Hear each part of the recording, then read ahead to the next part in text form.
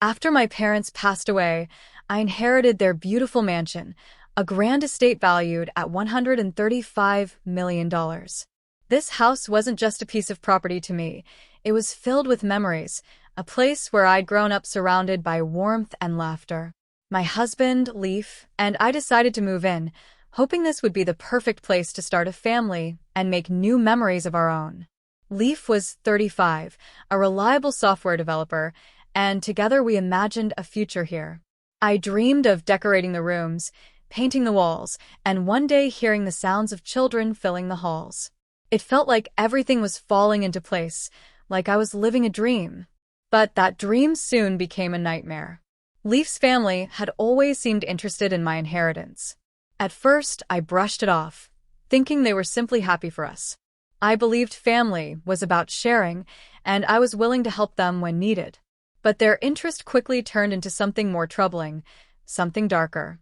One quiet afternoon, I was working on some sketches in the living room when loud, angry voices shattered the calm.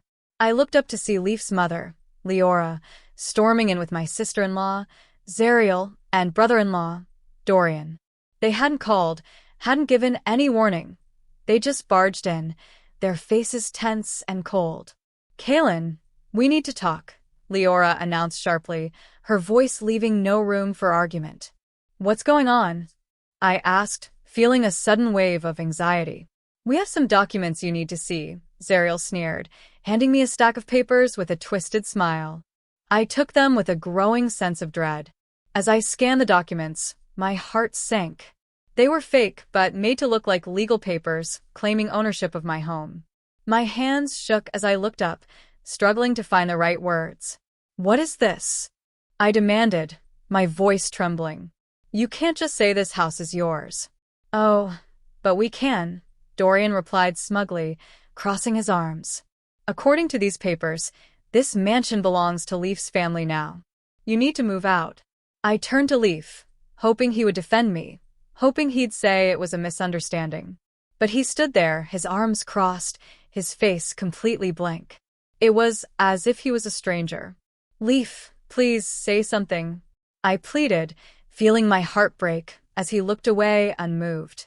"Kaylin, this is for the best," Leora said, her voice dripping with a fake sympathy. "You'll be happier if we take charge. You don't need this heavy burden." A wave of anger surged through me. "This is my home," I shouted. "I'm not leaving. I won't let you take this from me." Leora's face twisted with rage. Suddenly, she stepped forward and slapped me hard across the face. I stumbled back, stunned, barely processing what had happened. My cheek stung, but it was nothing compared to the pain of betrayal coursing through me. "Are you just going to let her talk to us like this?" Zariel snapped at Leaf, her face full of contempt. Emboldened by Leora's aggression, Dorian began grabbing my things, my sketches, my personal belongings, and throwing them out the door. "You heard Mom. Get out," he yelled, his voice filled with cold satisfaction. I stood there, helpless, watching as they tossed my life out onto the street. My dreams, my plans, all of it was being ripped away. "Leaf!"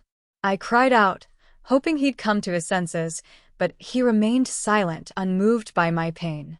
As I stood outside, clutching a few of my scattered belongings, I felt shattered. But a spark inside me refused to die. They had taken everything from me, but they hadn't broken me. I decided then and there that I would fight back. I would make sure they regretted this day. This is my story, a tale of betrayal, resilience, and the journey to reclaim everything I lost. As the confrontation escalated, Leaf stood frozen, as if paralyzed by his family's aggression. His silence hurt more than any of the harsh words or forceful actions I was facing. My anger and heartbreak blended into a bitter realization. He wasn't going to defend me. He was siding with them. "Enough," I shouted, my voice cutting through the chaos. "Get out of my house. You have no right to do this." My words echoed in the room, but they only seemed to fuel their determination.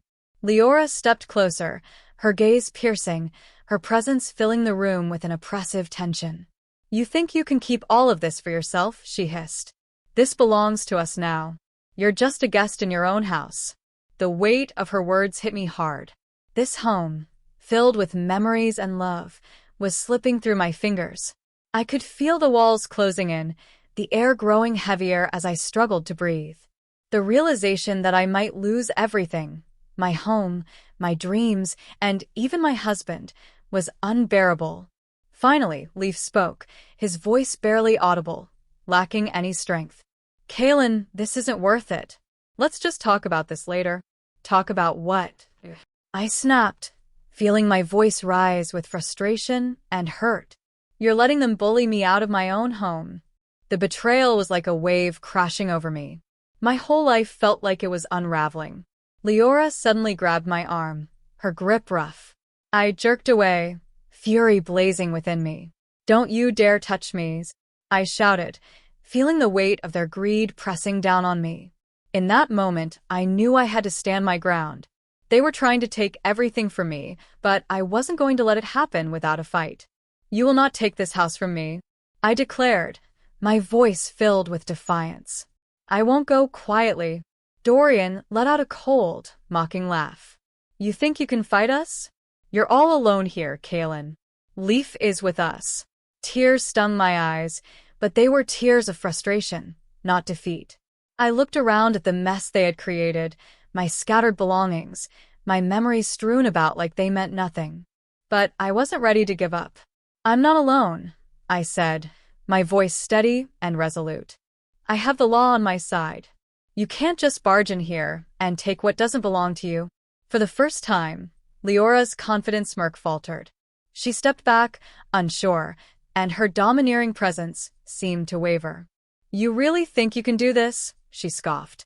You'll regret this, Kaylin.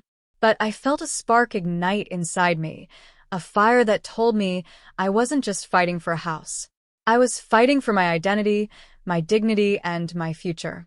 This was the start of a battle I couldn't back down from, no matter how long or difficult it would be. The days that followed blurred together, filled with tension and fear. I wandered through the mansion, feeling the walls that once held laughter and warmth now suffocating me with memories of better times. Leaf remained distant, retreating deeper into himself, leaving me feeling more alone than ever. Each time I tried to talk to him, to reach out for support, he brushed me off, saying he needed time to think.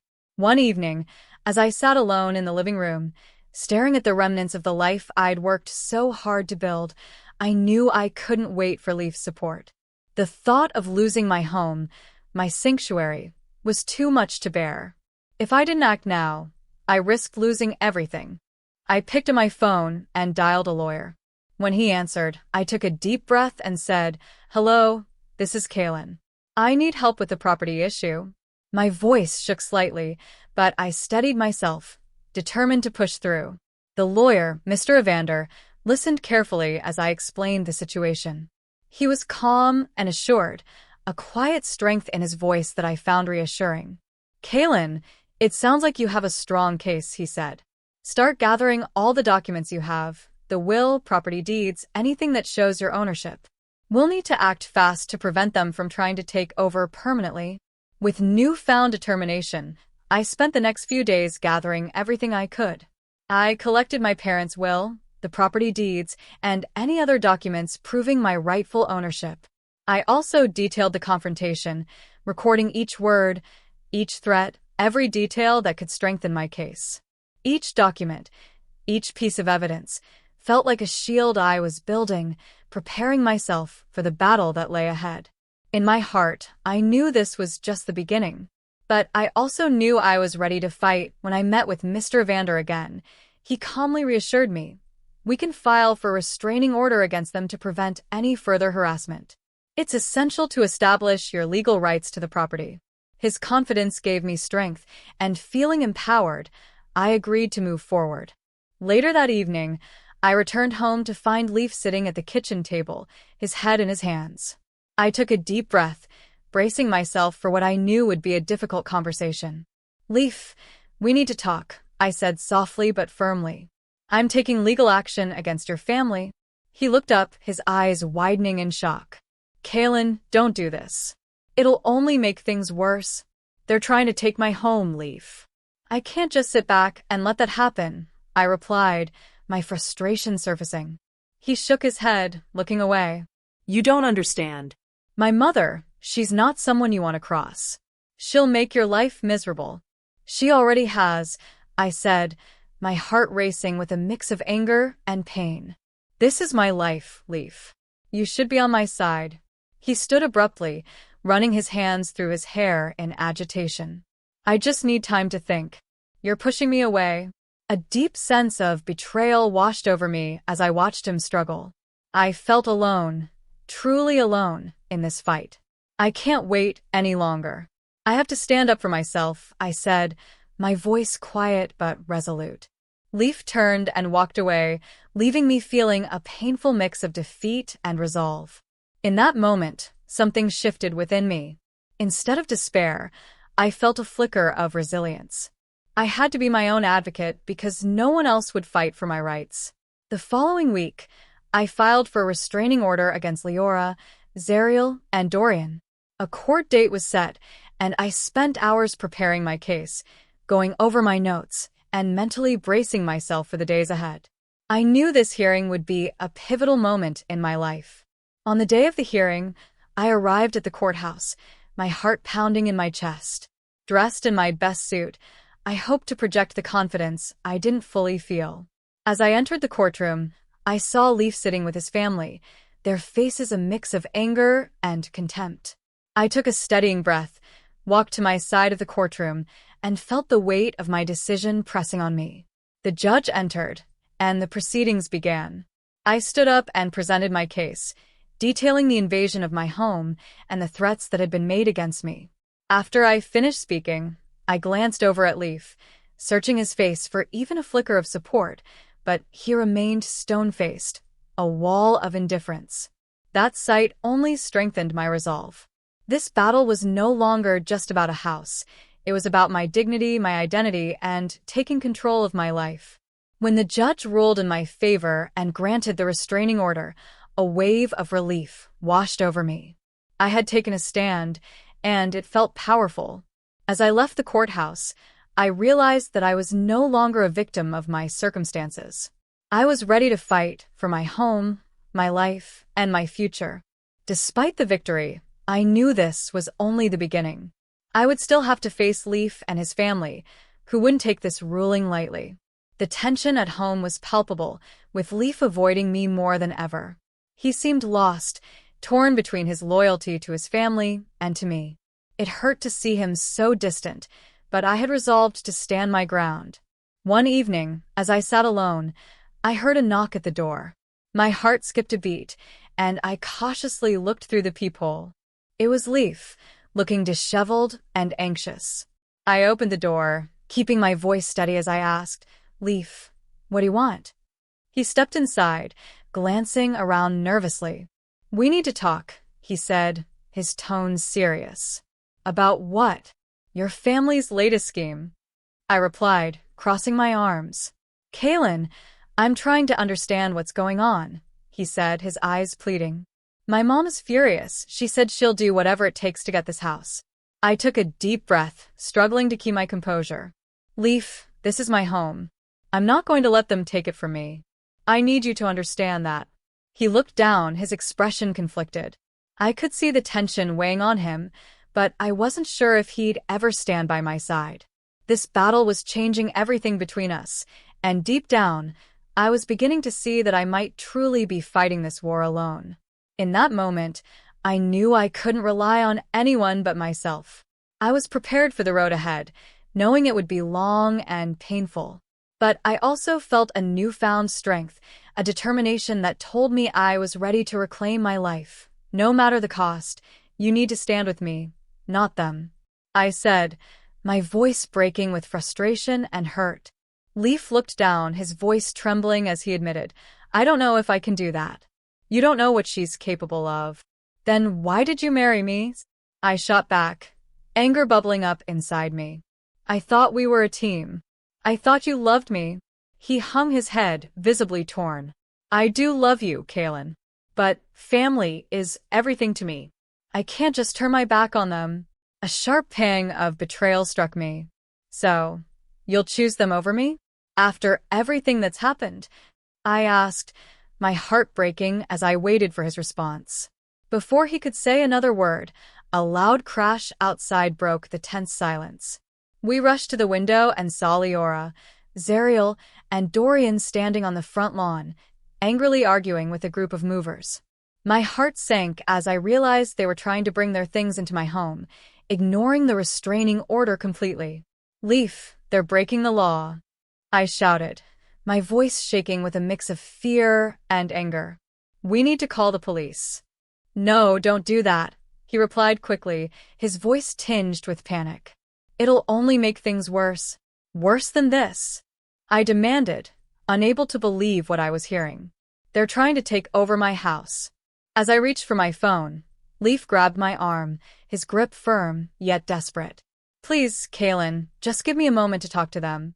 I hesitated, torn between wanting to let Leaf handle it and the urge to finally put an end to this nightmare. But I was done waiting.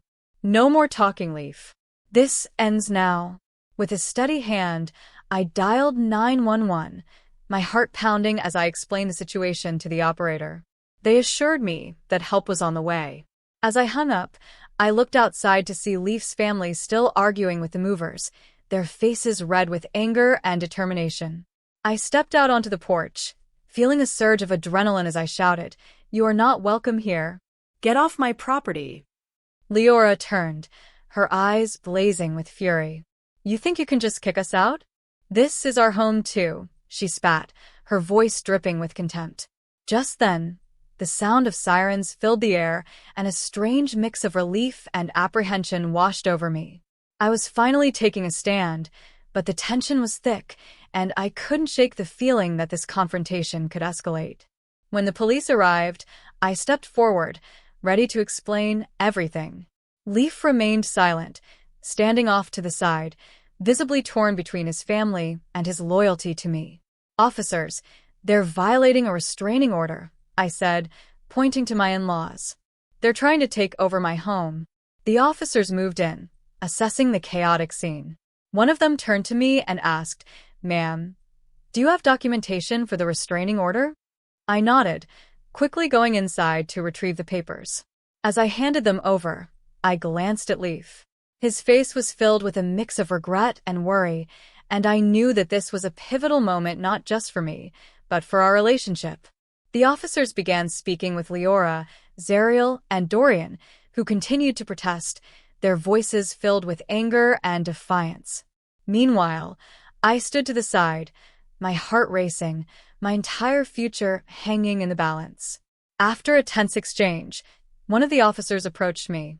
"Ma'am, we need to inform you that your restraining order is valid. Your in-laws cannot be on your property," he stated firmly. "We will ask them to leave, and if they refuse, we will take further action." A wave of relief washed over me, but it was quickly overshadowed by the gravity of the situation.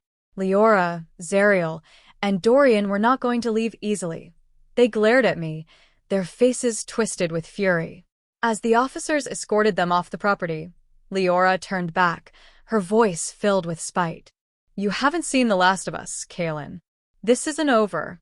I took a deep breath, standing my ground, refusing to let their threats shake me.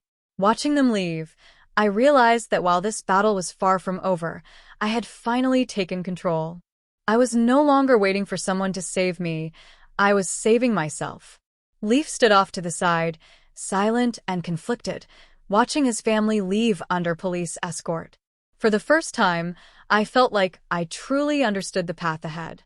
I would have to fight for my peace, my home, and my future, even if it meant walking that path alone. As the officers escorted my in-laws off the property, I could see the anger boiling in their eyes, especially Leora's. She turned back, shouting, "This isn't over, Kaylin. You think you can just take everything from us? You'll regret this." A chill ran down my spine, but I refused to be intimidated. I held her gaze, unwavering. "You've already taken enough from me. This is my home, and you will not take it away." Finally, the officers managed to clear the area, and Leora, Zariel, and Dorian were forced to leave. As the dust settled, I took a deep, steadying breath, feeling a profound sense of victory wash over me. For the first time in weeks, I felt a true sense of freedom. I had stood up for myself.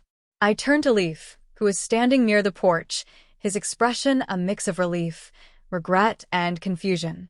He ran a hand through his hair, shaking his head. "I can't believe this happened," he muttered. "I never thought my family would go this far." I stepped closer, searching his face. "Leaf, I need you to understand something. I fought for this home because it's mine. I can't keep living in fear of your family." "I know," he replied, his voice heavy with remorse. "I should have stood by you. I was just scared." "Scared of what? Your family's anger?" I asked, feeling the weight of our entire ordeal pressing on me. "They're the ones who chose to invade our lives and threaten our future. I deserve better than that." His expression softened, and he nodded. "I want to support you, Kaylin," he said quietly, "but I don't want to lose my family either." I looked him in the eyes, steady and determined. "Your family chose their path when they decided to attack me and threaten my home. You need to choose me now, Leaf." For a moment, he looked conflicted, but then his expression shifted. He took a deep breath and nodded, his resolve clear. "You're right. I can't let them control my life, or ours, anymore. I'm with you." Hearing those words was like a weight lifting off my shoulders. I knew we had a long journey ahead, but for the first time, I felt we could rebuild if we were both committed to making it work. In the following weeks, I focused on restoring the mansion to its former glory. I hired contractors to repair the damage, and with each improvement, I felt a renewed sense of purpose. Room by room, I transformed the house into a sanctuary, a symbol of my resilience and strength. Leaf and I began to reconnect as well, sharing dreams, planning for the future, and learning to set boundaries with his family. Through this process, I found strength in my independence, while Leaf learned to stand up for our life together.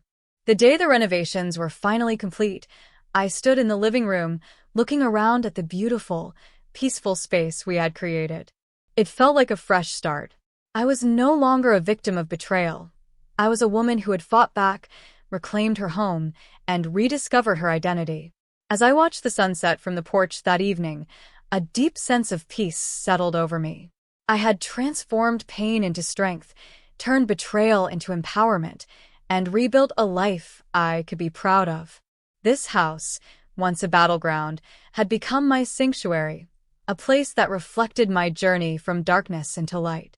I was ready for whatever came next, knowing that I had the power to shape my own destiny.